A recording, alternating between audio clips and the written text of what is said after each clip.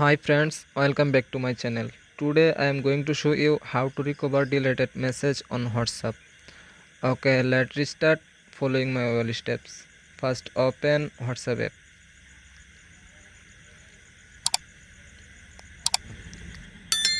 See, this message was deleted. Let's see how to recover it. So go back and open your phone setting. Click on phone settings. Now scroll down and find notification option. Now click on notification option. Now click on advanced setting.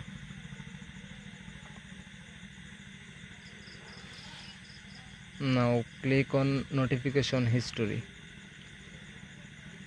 Now scroll down and find WhatsApp. Click on WhatsApp notifications.